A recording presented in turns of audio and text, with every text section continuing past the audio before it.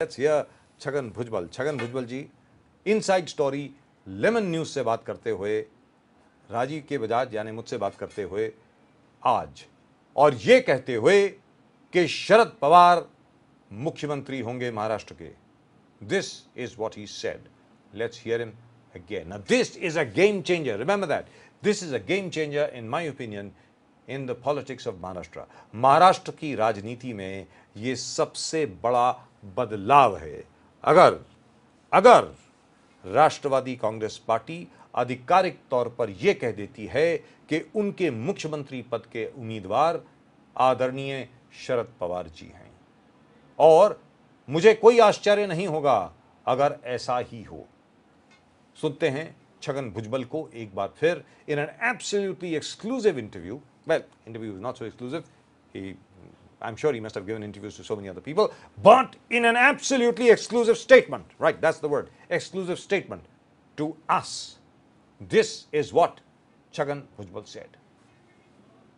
लेकिन शरद पवार जी मुख्यमंत्री तो नहीं होंगे। क्यों, हो भी सकते हैं, क्यों नहीं हो सकते हैं।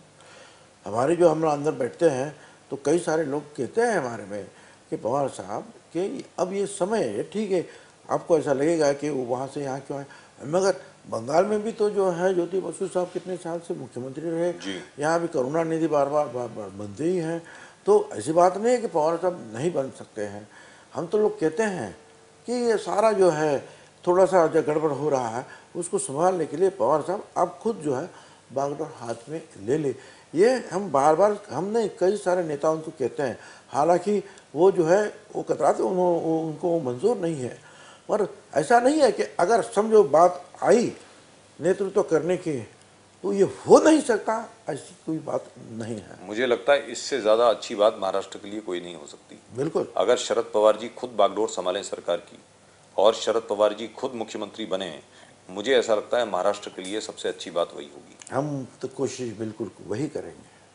तो उसकी अनाउंसमेंट क्यों नहीं कर देते आधिकारिक तौर पर? अब वो खुद जो है इस बात के लिए राजी नहीं है। भले वो राजी, हालांकि बहुत सारे लोगों ने मीटिंग में भी कहा कि बस आप आगे चलो, वो जो है उन्होंने कहा कि नहीं, क्योंकि अगर शरद पवार जी आज मुख्यमंत्री बनते हैं तो फिर उसके आगे तो कुछ है ही नहीं। मतलब अगर आप, चलिए शरद पवार जी के नेतृत्व में आप लोग चुनाव लड़ रहे हैं, लेकिन अगर आज ये बात आ जाए कि हमारे मुख्यमंत्री शरद पवार जी होंगे तो इलेक्शन तो आपकी है। फिर उसके बाद तो फिर हम उनके नेतृत्व में इलेक्शन लड़ रहे हैं, और इस बात को आप जो है नज़रअंदाज नहीं कर सकते हैं कि हो सकता है कि शरद पवार साहब महाराष्ट्र के मुख्यमंत्री भी बन सकते हैं।